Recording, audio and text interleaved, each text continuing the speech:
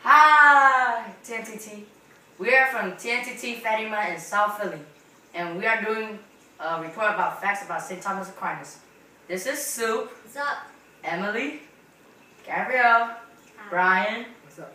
and Yup, Hey. and me, Tim. Hello.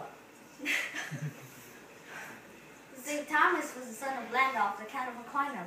St. Thomas was born in Lombardy at his family's castle in the kingdom of Naples, Italy, circa 1225. He had 8 siblings, and he was the youngest child. In the early 1250s, St. Thomas Aquinas wrote a series of explanations or observations, 4 books of sentences called Scriptum Super Liberos Sententum, also known as Commentary on the Sentences. Commentary means a series of explanations or observations. After completing his education, St. Thomas devoted his life to writing, reading, teaching, public speaking, and preaching. St. Thomas Aquinas was best known for being an Italian Dominican theologian. He was the foremost medieval scholasticist, and he is the father of the Thomistic school of theology. St. Thomas Aquinas was educated in the University of Naples and the University of Paris. He believed that there were 5 ways in which the existence of God can be proved. 1. Observing movement in the world as proof of God. 2. Observing cause and effect and identifying God as the cause of everything. 3. Concluding the impermanent nature of being proves the existence of a necessary being, God, who originates only from within himself. 4. Noticing varying levels of human perfection and determining that a supreme perfect being must therefore exist. 5. Knowing that a natural being could not have the intelligence without it being granted to them by God. St. Thomas Aquinas was a highly inventive and productive writer.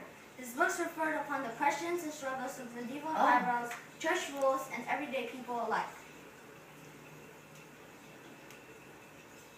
The laws he identified. St. Thomas Aquinas identified 3 laws: eternal, positive, and natural law. Natural law leads a man to act in agreement with accomplishing their goals. It rules man's intelligence of right and wrong. Positive law, the law of the state or government, and should always be expressed of natural law. Eternal law is in the cause of reasonable beings. It's based on reason, and it's freely put into action, which also directs to achieving your spiritual goals. Really? Yeah. Okay.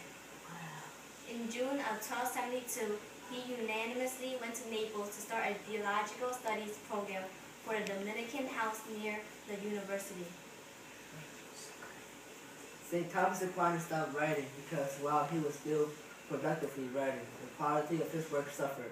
Also, during the Feast of St. Nicholas in 1273, he had a vision that made writing to seem important to him.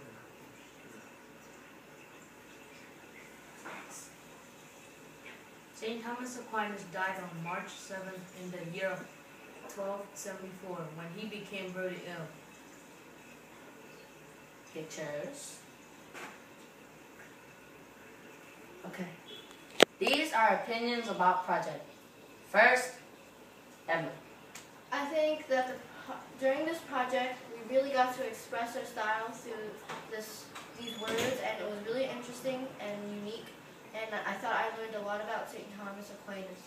I think this project was really cool. It was awesome spending time with my friends and very fun to work on. I like this project because this project I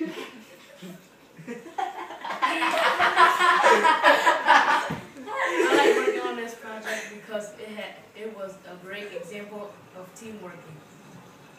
Well, I think that this was a great group project, and it tested our teamwork skills.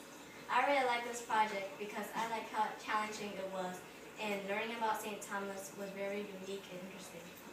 I like this project because it was original. Really? Yes, for real. That's awesome. In conclusion, I think that St. Thomas helped me be a good Catholic. So, Well, I think he inspired me to be better in our community. I think, yeah, he inspires me to say my prayers every day. I think he teaches me how to respect people around us. I think that he can help everybody in the Catholic religion be more faithful. I think St. Thomas can inspire me to do lots of things, like helping the poor, feed the hunger, and many more.